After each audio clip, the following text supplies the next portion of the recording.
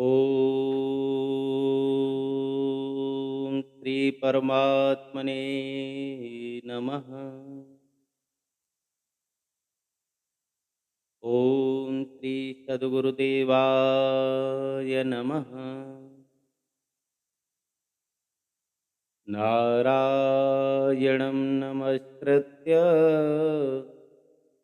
नरं चैव नरोत्तमम् दैवीं सरस्वतीं व्यासं ततो जयमुदीरये।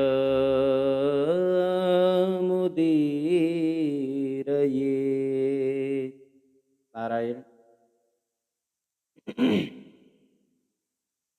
प्रातः स्मरणीय, अर्चनीय, वंदनीय परम पूज्यपाद अनंत विभूषित ममदेव श्री सद्गुरुदेव भगवान के उन दिव्य श्री चरण कमलों में हमारा बार बार साष्टांग दंडवत प्रणाम स्वीकार हो एवं सकल ब्रह्मांड में जहाँ तहाँ विराजमान भगवान के इस आनंद स्वरूप सत्संग का श्रवण करने वाले सभी भगवान के प्रेमी श्रोता भक्तजन चर और अचर रूप में नारायण ही सर्वभूत इति रत में लगे हुए हैं।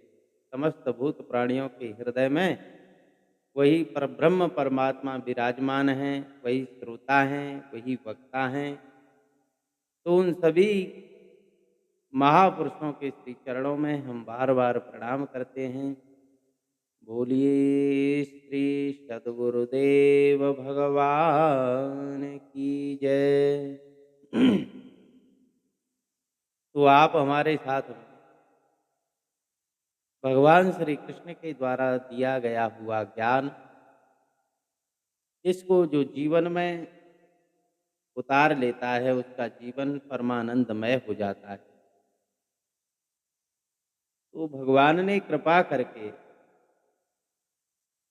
इस जीव का कल्याण करने के लिए, उद्धार करने के लिए भगवान श्री कृष्ण ने उपदेश किया और अर्जुन को निमित्त बनाया। तो श्रीमद् भगवत गीता ये भगवान के हृदय की जो करुणा है वही करुणा गीत बन करके उनके मुख से निकली। और भगवान कहते हैं कि मेरा हृदय जो है वही गीता है। गीता हृदयम में पार्थ। हे पार्थ, गीता तो मेरा हृदय है। तो 9वें अध्याय के श्लोक संख्या 22, अनन्याश्चिन्तयन्तो माम ये जनाः पर्यपासते तेषां नित्यवियुक्तानां योगक्षेमं वहामि।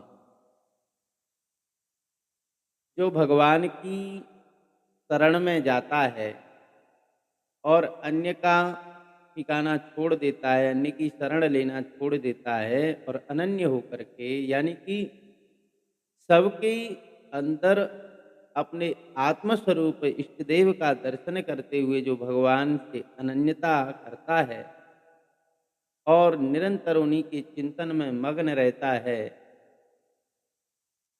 ऐसे भक्त के लिए भगवान कहते हैं कि उसकी देख और रेख, यानी देखभाल करने का कर्तव्य मेरा है।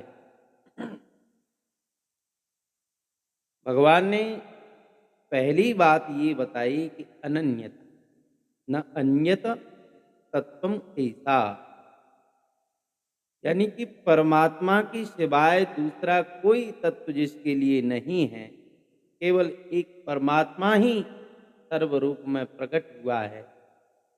जो श्रुति का वाक्य है, सर्वम खलविदम ब्रह्म, सबके रूप में वही परब्रह्म है, सबका आधार है और सबका अंतर्यामी है।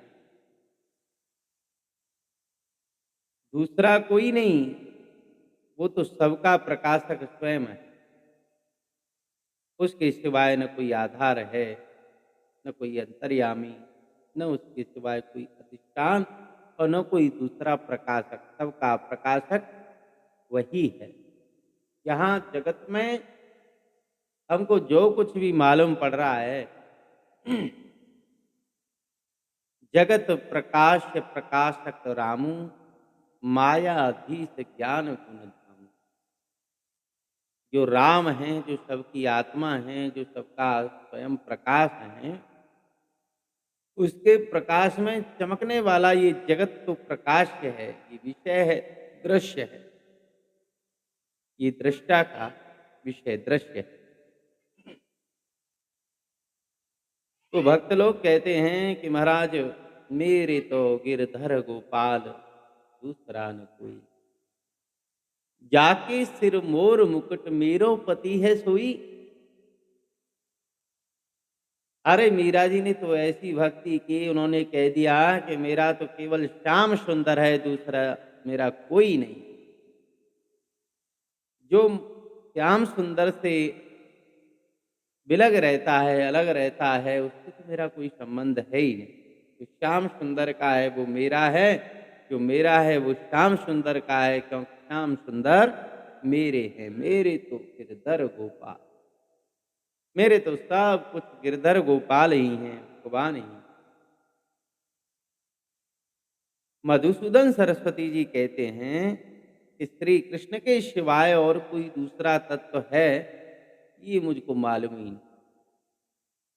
मुझे तो पता ही नहीं, केवल श्री कृष्ण तत्व ही है।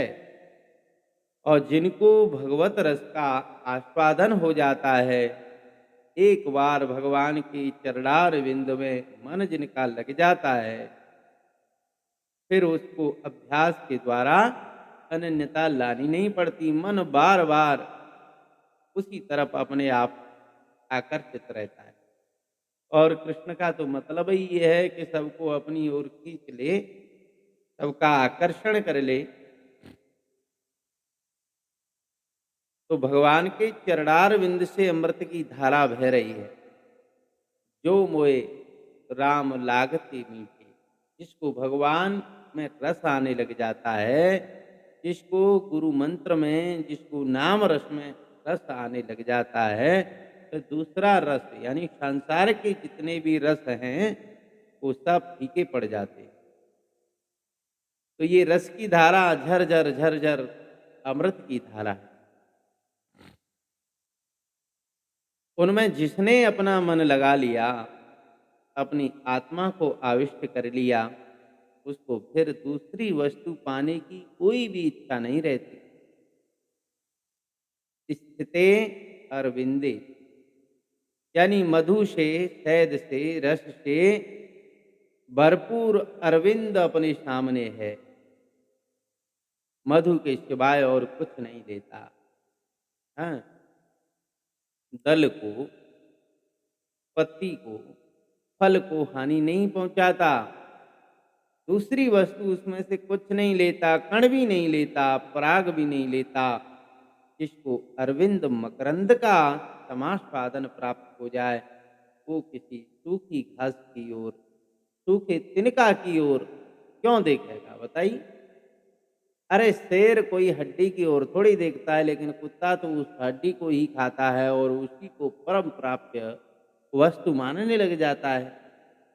लेकिन जिसको विषय के रस फीके लग जाते हैं, फिर वो इनकी ओर दोबारा से मुड़ करके नहीं देखता। ऐसे बिरले अनन्य भक्त से भगवान की एकता रहती। तो जिसको भगवान का रस आस्वादन मिलने लग जाता है, वो अनन्य हो जाता है। अब एक विभाग इसका क्या है कि निश्चय में अनन्यता और धारा में चिंतन। अनन्यास चिंतयन्तो मां, निश्चय है परमात्मा के संबंध में, तो जो निश्चय है वो तो अनन्यता है। और अनन्यता में निश्चय है और चिंतन भी है। तो चित्त में जितनी वृत्तियां उठती हैं, ये कृष्ण कृष्ण कृष्ण, कृष्ण परमात्मा, कृष्ण भगवान में स्मरण गृणीत गृणत होता है। माने जो पहले कहीं देखा ही नहीं है, और मानो कहीं पहले देखा हो अथवा सुना हो या अनुभव किया हो, उसका स्मरण होता है, और जो देखा ही नहीं है उसका तो स्मरण होगा ही नहीं। तो स्मरण दूसरी वस्तु है। वो जितना देखा और सुना है, अनुभव किया हुआ है, और वो भी पूरा का पूरा नहीं, उसका आधा आता है। आधा भी आवे, चौथाई भी आवे और उल्टा भी आवे। इसी से स्मरण को दर्शन शास्त्र, प्रमाण शास्त्र में प्रमाण नहीं मानते। स्मृति प्रमाण नहीं है। तो माता रामो मत पिता रामचंद्र, स्वामी रामो मत सखा रामचंद्र, सर्वस्वम में रामचंद्रो दयालु, नान्यम जाने नैव जाने न जाने। अरे महाराज, राम भक्त क्या कहते हैं कि मेरे पिता राम हैं, मेरी माता राम है, मेरे स्वामी राम हैं, मेरे सखा राम है, मेरे सर्वस्व दयालु श्री राम ही हैं। नान्यम जाने नहीं जाने न जाने, मैं दूसरे को नहीं जानता, बिल्कुल नहीं जानता। मैं तो केवल सीताराम को ही जानता हूँ। ये है अनन्यता। माता पिता गुरु सखा ये सब के सब कौन? बोले भगवान। सब प्रकार से हमारे हित को भगवान जानते। लक्ष्मण जी महाराज ने यही बात तो कही कि मेरे तो माता पिता भाई बंधु सखा गुरु जो कुछ भी हैं वो श्री राम है। गोपियां बृहस्पति जी के शिष्य उद्धव जी से कहती हैं कि हे उद्धव, तुम कहते हो कि हम कृष्ण को भूल जाएं, कैसे भूल जाएं?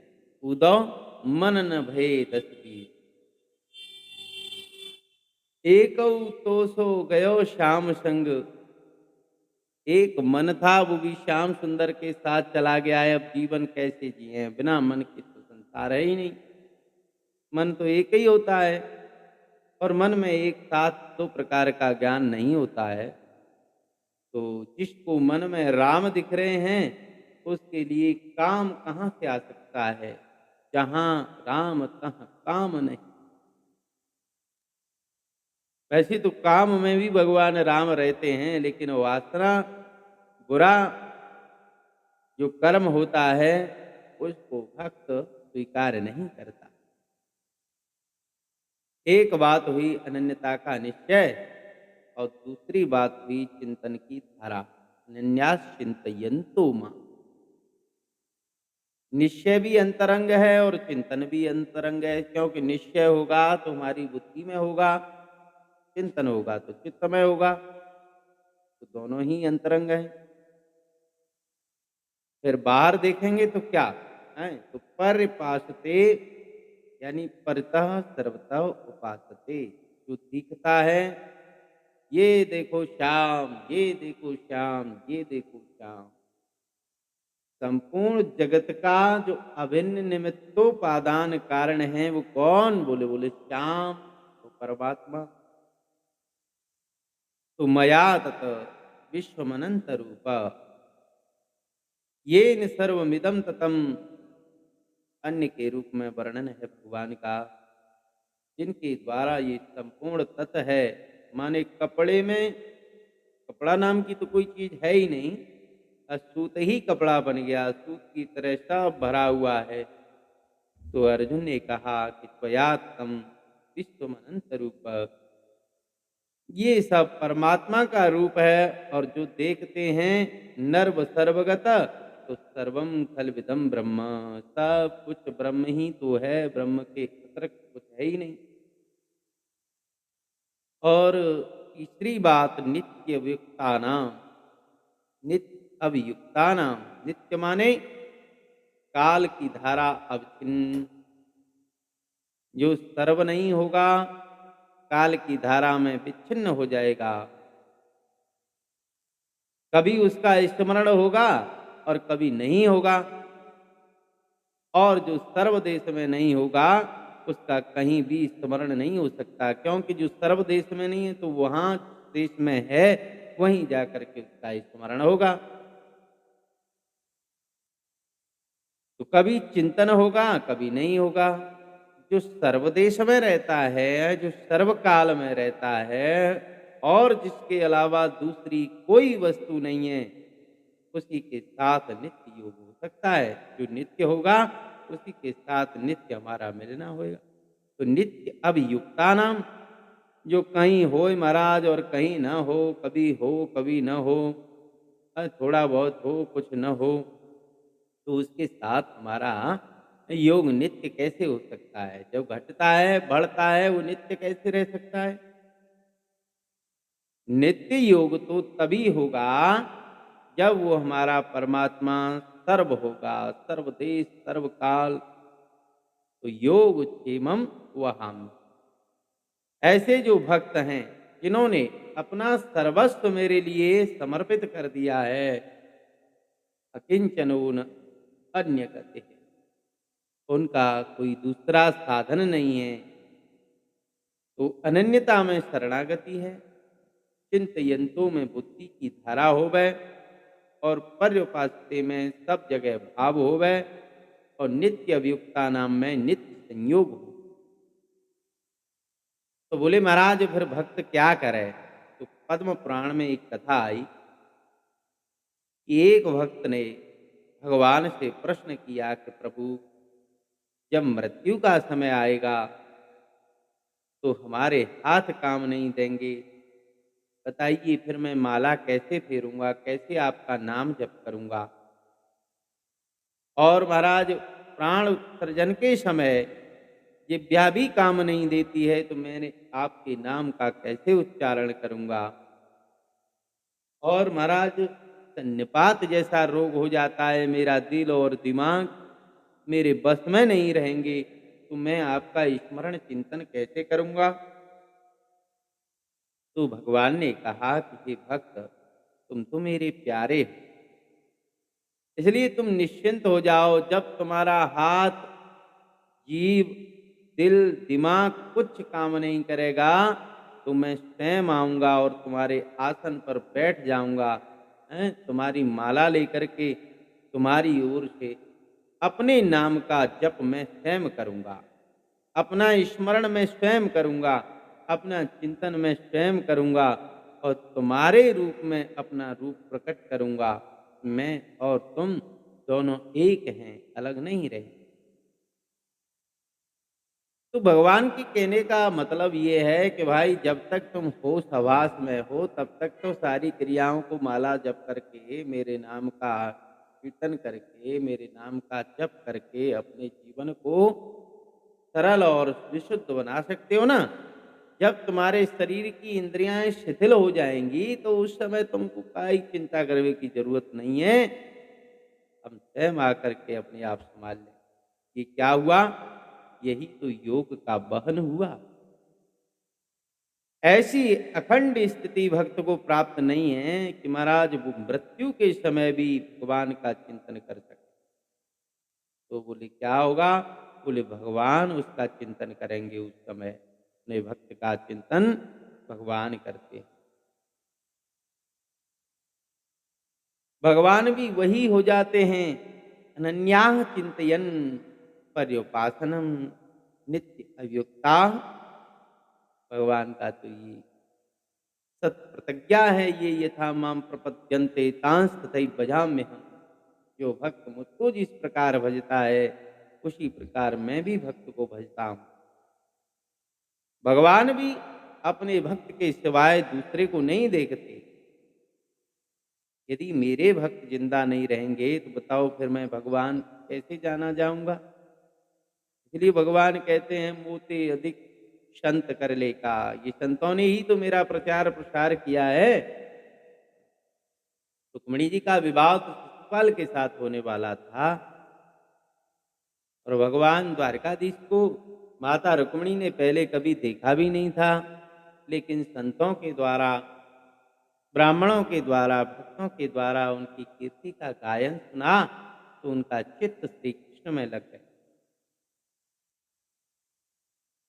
यही बात भगवान कहते हैं कि भक्त नहीं रहेंगे तो मैं भी नहीं रहूंगा। हैं? भगवान किसके बोले? भक्त के। और पुरुषम प्रकृतिम चैव 13वें अध्याय के इस श्लोक की व्याख्या में भगवान शंकराचार्य ने कहा कि यदि कोई नियम में नहीं रहेगा, जीव नहीं रहेगा और प्रकृति नहीं रहेगी तो भगवान नियंता किसके होंगे भाई?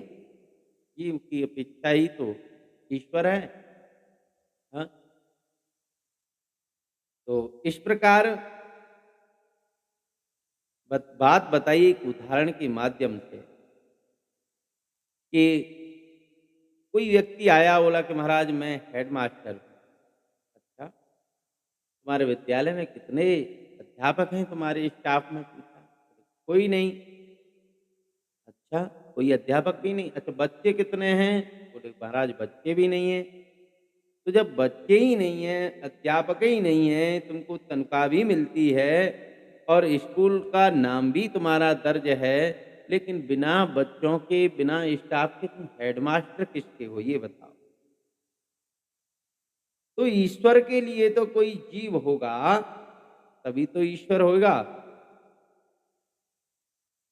यदि प्रकृति पुरुष नहीं होंगे, प्रकृति नहीं होगी, पुरुष नहीं होगा, तो वो नियंता किसका होगा? जो प्रकृति पुरुष दोनों को नियंत्रित किए हुए है। तो भगवान कहते हैं कि मेरा भक्त न होए तो महाराज मैं भी अपने को रखना नहीं चाहूंगा। मैं भी भक्तों के लिए, भक्त लोग मुझे अपने वश में कर लेते हैं। वशी कुर्वन्ते माम भक्त्या, जैसे सती स्त्री अपने सज्जन पति को अपने वश में कर लेती है, उसी प्रकार भक्त लोग भगवान को भी अपने बंधन में बांध लेते हैं। और मैं तुम्हारे सिवाय और किसी को नहीं देखता हूं। तो भगवान बोलते हैं कि मैं तुम्हारे सिवाय और किसी को नहीं देखता हूं महाराज। हाँ, वह तो वही प्रतिध्वनित होगा जो भक्त बोलेगा, वही भगवान को बोलना पड़ता है। तो भगवान कहते हैं कि भाई भक्त तुम मेरा चिंतन करते हो तो मैं भी भक्त के सिवाय और किसी को नहीं जानता। भक्त को सर्वस्व भगवान दिखते हैं, बल्कि इस अंश में भगवान भक्तों के ऋणी भी हैं। भागवत जी में प्रसंग आता है कि अनव्रजान्य हम, मैं अपने भक्तों के पीछे पीछे चलता हूँ। अजी महाराज काय को चलते हो? बोले इसलिए कि उनके चरणों की धूली मेरे ऊपर पड़ जाए तो मैं भी पवित्र हो जाऊंगा। भक्त की चरण रज से भगवान पवित्र होते हैं। एक महात्मा ने पूछा कि प्रभु आप पवित्र होते हैं तो क्या आप में अपवित्रता है कि उससे पवित्र होने के लिए आप भक्तों के पीछे पीछे उनकी चरण धूलि लेने के लिए घूमते हो? तो भगवान ने कहा कि भाई हमारे अंदर एक ही अपवित्रता है। बोले क्या महाराज? बोले भक्त के प्रेम जैसा मैं उनसे प्रेम नहीं कर पाता हूँ, बस यही अपवित्रता है। ये मेरी त्रुटि है, गलती है, ये मेरी कृतज्ञता है कि भक्त मुझे भजता रहता है और लेकिन भक्त जैसे भजता है उस प्रकार मैं उसका चिंतन नहीं कर पाता। भक्त अनन्य भाव से मुझसे प्रेम करता है। एक भक्त केवल मुझे ही संभालता है और मुझे अनेकानेक भक्तों को संभालना पड़ता है। भक्त के प्रेम के बराबर मेरा प्रेम भक्त से नहीं होता है। इससे मेरे अंदर त्रुटि आती है तो अपवित्रता आ जाती है ना। तो उस अपवित्रता को दूर करने के लिए भक्तों की चरण धूलि को अपने सिर पर लगाने के लिए मैं उनके पीछे पीछे घूमता रहता हूँ। देखो भगवान ऋणी हैं, भगवान के ऊपर कर्जा है भक्तों का और वो उसको चुका भी नहीं पाए। यानी कि स्वयं भगवान कहते हैं कि सुन सुत तोहि उरिन में नाहि। भगवान श्री राम जी हनुमान जी के कार्य से प्रसन्न होते हैं और कहते हैं कि हे पुत्र, मैंने बहुत बुद्धि से विचार कर लिया, लेकिन तुम्हारा मैं सदा ऋणी रहूं। यही बात भगवत भागवत जी में गोपियों से कहते हैं कि तुम्हारा प्रेम तो गोपियों निश्चल है, निष्कपट है, और मैं इससे कभी पूर्ण नहीं हो सकता। क्यों नहीं हो सकता? कि देखो, तुमने मेरे लिए अपने घर को छोड़ दिया, अपने संबंधियों को छोड़ दिया, सारे रिश्ते संबंध काट दिए और सबको छोड़ छाड़ करके तुमने मुझसे प्रेम किया। अब बताइए, मैं तुमसे कैसे ऋण हो सकता हूँ? और जन्म जन्म के लिए भगवान की वाणी है। और महाराज, जिसके अहंकार भरा हुआ है वो ऐसी वाणी नहीं बोलता कि मैंने तुम्हारे लिए कुछ किया है। सब अपने अपने अपने अपने उपकार को बताते रहते हैं। मैंने तुम्हारे साथ में ये किया, ये किया, ये किया। भगवान कहते हैं कि मेरे हृदय में एक ऋण ऐसा बैठ गया है जो अब खटकता है, और भगवान की आंखों से अश्रुधारा बहने लगती। कहते हैं कि हमारे ऊपर ऋण है और बढ़ता ही जा रहा है। क्योंकि देखो, कोई कर्जा ले तो महाराज ब्याज उसकी बढ़ती है, तो उसका ब्याज बढ़ता जा रहा है।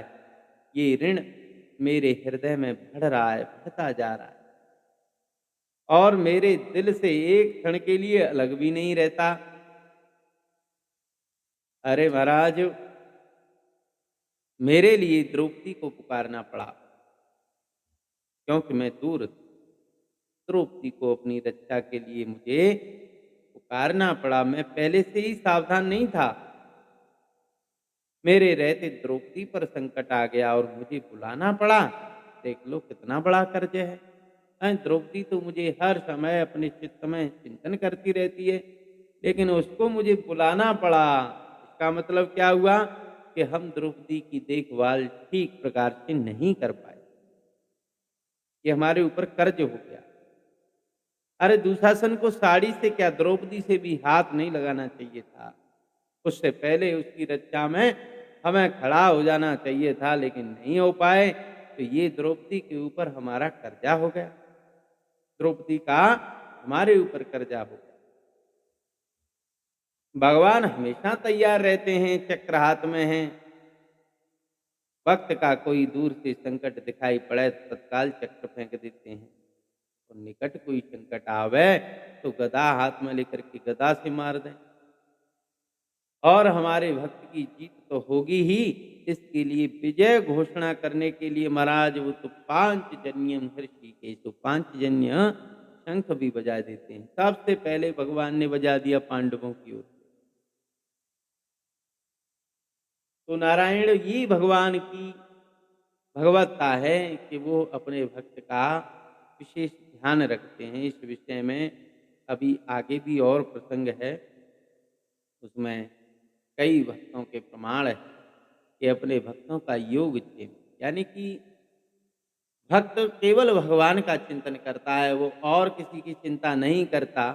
तो जो इस प्रकार भगवान का अनन्य चिंतन करता है, उसकी देख रेख, यानी कि उसको क्या आवश्यकता है और संसार में उसको क्या चाहिए, खाने पीने पहनने रहने सहने, अध्यात्म में उसको स्थित करने के लिए क्या आवश्यकता है, यानी कि सारा भार ढोने के लिए भगवान तैयार रहते हैं। भक्त को तो केवल भगवान का चिंतन करना होता है। बोलिए श्री सच्चिदानंद भगवान की जय। बोलिए श्रीमद् भगवत गीता जी की जय। नारायण। अब आप सभी भक्तों से हम विदा लेते हैं, और अगले समय में फिर आपके लिए श्रीमद् भगवत गीता जी के जो दर्शन है, जो तत्व ज्ञान है, जो भगवान अर्जुन को समझाना चाहते हैं, वो परम पूज्य स्वामी श्री अखंडानंद सरस्वती जी महाराज की टीका के द्वारा आप सभी भक्तों को सरल भाषा में प्रस्तुत किया जा रहा है। बोलिए श्री सच्चिदानंद भगवान की जय। नारायण।